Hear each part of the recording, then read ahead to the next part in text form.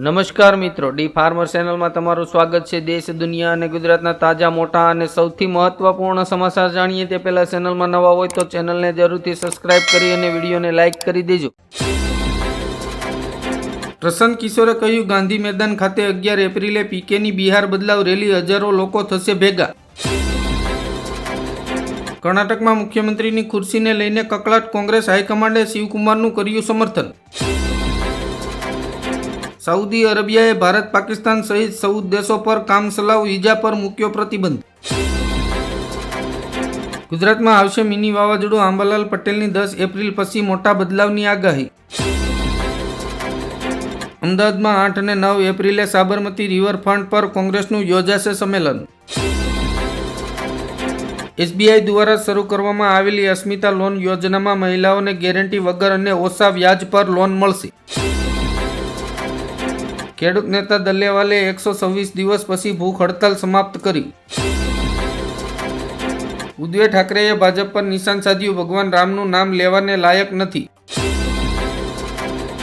પૂર્વ વડાપ્રધાન મનમોહન સિંહના પત્નીની સુરક્ષા ઘટાડીને જેટ કેટેગરીમાં કરવામાં આવી।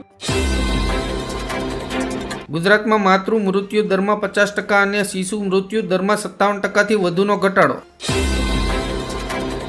પશ્ચિમ બંગાળમાં મિથુન ચક્રવર્તીએ કહ્યું, 9% હિન્દુઓ અમારી સાથે ઊભા રહેશે તો રામ રાજ્યની સ્થાપના થશે। ક્રૂડ ઓઇલના ભાવમાં 13%નો ઘટાડો નોંધાતા ભારતમાં પેટ્રોલ અને ડીઝલના ભાવમાં 20 થી 25 રૂપિયાનો ઘટાડો થવાની શક્યતા। ગુજરાતમાં મામલતદાર સહિતની 39 જેટલી નવી જગ્યાઓ ઉપર સીધી ભરતીની જાહેરાત। શૈક્ષણિક ડોક્યુમેન્ટમાં હવે વિદ્યાર્થીઓના નામ પાછળ માતાનું નામ લગાવી શકશે। બેંગલુરુ પછી દિલ્હી અને મુંબઈમાં એર ટેક્સી શરૂ થશે, 250 કિલોમીટરની ઝડપે હવામાં ઉડશે। આરબીઆઈ ટૂંક સમયમાં 10 અને 500 રૂપિયાની નવી નોટ બહાર પાડશે। સીએમ યોગીની જાહેરાત, આગામી 3 વર્ષમાં યુપીમાંથી નાબૂદ થશે ગરીબી। રામનવમી પર બંગાળમાં હાઈ એલર્ટ, 1.5 કરોડ હિન્દુઓ શોભાયાત્રામાં જોડાશે। અમરેલી જિલ્લાના રત્ન કલાકારો માટે આર્થિક પેકેજ જાહેર કરવા ભાજપ પ્રમુખની માંગ। તેજસ્વી યાદવે કહ્યું, અમારી સરકાર આવશે તો બિહારમાં વકફ બિલ લાગુ નહીં થવા દઈએ। વકફ બિલના મુદ્દે રવિશંકર પ્રસાદે કહ્યું, દરગાહ, મસ્જિદ અને કબ્રસ્તાનને કોઈ નુકસાન નહીં થાય। મેરઠ યુનિવર્સિટીની પરીક્ષાના પ્રશ્નપત્રમાં આરએસએસની આતંકી સંગઠનો સાથે તુલના થતા હોબાળો। કેન્દ્ર સરકારે 18,000 કરોડની રેલવે પરિયોજનાઓને આપી મંજૂરી। અમદાવાદની ધરતી પર 103 વર્ષ બાદ કોંગ્રેસનું રાષ્ટ્રીય અધ્યક્ષ, ગુજરાતમાં કોંગ્રેસ યજમાન બન્યું। અમેરિકાએ ચીનના લોકો સાથે જાતીય સંબંધ બાંધવા પર પ્રતિબંધ મૂક્યો। અમદાવાદમાં મળનારા કોંગ્રેસના રાષ્ટ્રીય અધ્યક્ષનું પ્રથમ પોસ્ટર થયું રિલીઝ। દીકરીઓ માટે સરકારની જબરજસ્ત સ્કીમ, મહિને 250ના રોકાણ પર મળશે 74 લાખ રૂપિયા। વિસાવદરમાં જનતાને રીઝવવા આપ અને ઇટાલિયાનો જબરો પ્રસાર। શંકરાચાર્ય સદાનંદ સરસ્વતીએ કહ્યું, વકફ બોર્ડની જેમ સનાતન બોર્ડ બનાવવામાં આવશે। ગુજરાતના 14 જિલ્લામાં 41 ડિગ્રીથી વધુ તાપમાન, હવામાન વિભાગે આપ્યું 5 દિવસનું એલર્ટ। અમેરિકાના ટેરિફથી સુરતના ટેક્સટાઇલ અને ડાયમંડ ઉદ્યોગકારોમાં ફફડાટ। વકફ બિલને સમર્થન આપતા નીતિશ કુમારની પાર્ટીમાં બબાલ, મુસ્લિમ નેતાઓએ આપ્યા રાજીનામા। મમતા સરકારને હાઈકોર્ટનો ઝટકો, હિન્દુ સંગઠનને રામનવમી રેલી યોજવાની મળી મંજૂરી। રેશન કાર્ડ ધારકો માટે ખુશીના સમાચાર, સરકારે ઈ-કેવાયસીની સમય મર્યાદા વધારી। સંસદમાં વકફ બિલ મંજૂર થતાં મુસ્લિમોમાં રોષ, ગુજરાતથી લઈને બંગાળ સુધી વિરોધ પ્રદર્શનો। ટ્રમ્પનું એલાન, ભારત પાસેથી 24 નહીં પણ 27% ટેરિફ વસૂલવામાં આવશે। પ્રધાનમંત્રી ઇન્ટર્નશીપ યોજનામાં સરકાર દ્વારા મહિલાઓને મફત રહેવાની સુવિધા અને દર મહિને 20,000 રૂપિયા આપવામાં આવશે। સુરતમાં નિયમોનું ઉલ્લંઘન કરનાર 55 સ્કૂલોની માન્યતા કરાશે રદ। વડાપ્રધાન નરેન્દ્ર મોદી અને યોગી આદિત્યનાથને મારી નાખવા અંડરવર્લ્ડ ડોન દાઉદ ઇબ્રાહિમે 5 કરોડ રૂપિયાની ઓફર કરી। મમતા સરકારને સુપ્રીમનો ઝટકો, 25,000 શિક્ષકોની નિમણૂક રદ, પગાર પરત કરવાનો આદેશ આપ્યો. હાઈકોર્ટનો મોટો નિર્ણય, કર્ણાટકમાં ઓલા, ઉબેર અને રેપિડની સેવાઓ બંધ કરવાનો આદેશ આપ્યો.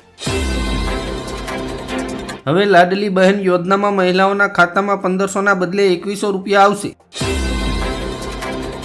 પ્રાઇવેટ નોકરી કરતા કર્મચારીઓને મહિને મળશે 7,500નું પેન્શન, મોદી સરકાર કરી શકે છે મોટી જાહેરાત. ટેકાના ભાવે તુવેર ખરીદવાનો સમય લંબાવવામાં આવ્યો. રાજ્ય સરકાર 30 એપ્રિલ સુધી તુવેરની ખરીદી કરશે. લોકસભામાં વકફ સુધારા બિલ રજૂ, એનડીએ સરકારે મુસ્લિમોને આપ્યા 5 વસન. ગુજરાતમાં દિવ્યાંગ ઉમેદવારો માટે 4,000થી વધુ વિદ્યા સહાયકની ભરતી.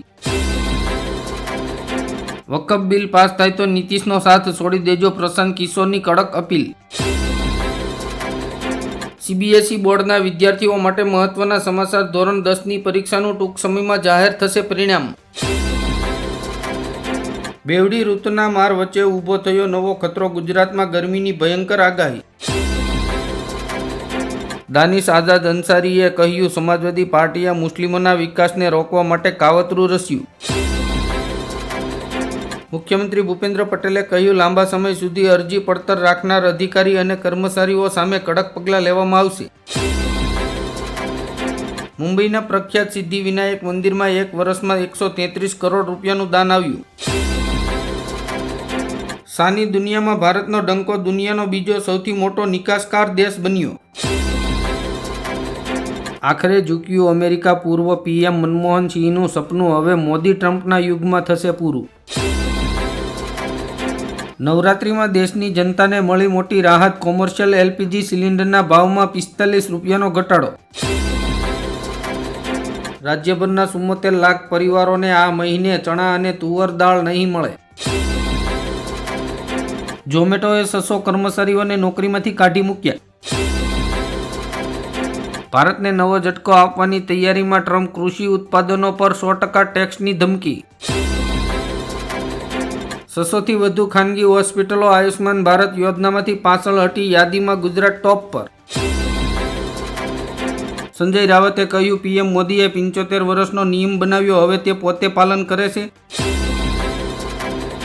સીએનજી, પીએનજી અને વીજળી ખાતર મોંઘા થવાના એંધાણ, કુદરતી ગેસમાં 4%નો વધારો. કાશી અને મથુરા પ્રકરણમાં સંઘે કાર્યકરોને સક્રિય ભૂમિકા ભજવવા મંજૂરી આપી. સમાજવાદી પાર્ટીના 3 બળવાખોર ધારાસભ્યોએ ગૃહમંત્રી અમિત શાહ સાથે કરી મુલાકાત. ગૃહમંત્રી અમિત શાહે જણાવ્યું, 2026 સુધીમાં નક્સલ મુક્ત બનશે ભારત, હવે ફક્ત 6 જિલ્લામાં બાકી. હીરા ઉદ્યોગમાં મંદીથી લાખો રત્ન કલાકારો રોજગાર વિહોણા હોવાથી ટેક્સટાઇલમાં 1 લાખથી વધુ કારીગરોને આપશે રોજગારી.